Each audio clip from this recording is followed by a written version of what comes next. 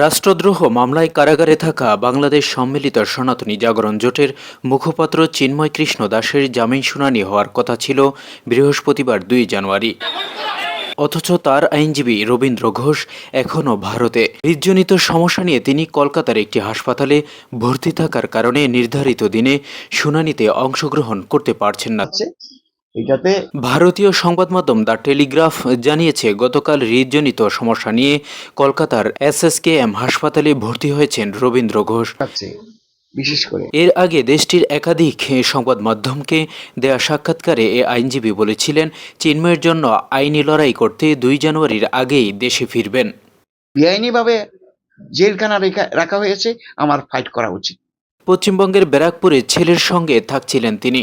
সেখানে তিনি চিকিৎসার জন্যই গিয়েছিলেন। তবে এতদিন বাড়িতে থাকলেও জামিন শুনানির 2 দিন আগে হাসপাতালে ভর্তি হতে হয়েছে তাকে। হাসপাতালে থাকায় কবে তিনি দেশে ফিরবেন তার কোনো নিশ্চয়তা নেই। কিন্তু আমি শেষ লড়াইটা করে যাব বলছি। হাসপাতালে ভর্তি হওয়ার আগে গতকাল পশ্চিমবঙ্গের ক্ষমতাসীন তৃণমূল কংগ্রেসের কুণাল ঘোষের সঙ্গে বৈঠক করেন রবীন্দ্র ঘোষ। এরপর তিনি সাংবাদিকদের সঙ্গে কথা বলেন।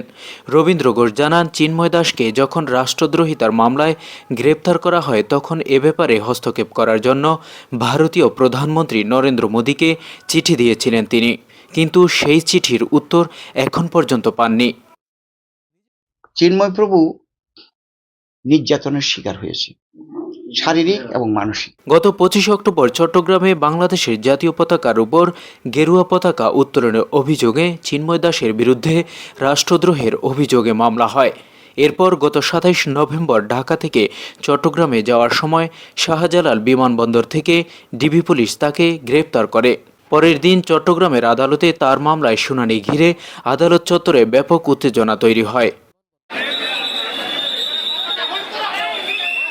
এ সময় চিন্ময় কৃষ্ণ দাসের অনুসারীদের হামলায় সাইফুল ইসলাম আলিফ নামে এক আইনজীবী নিহত হন।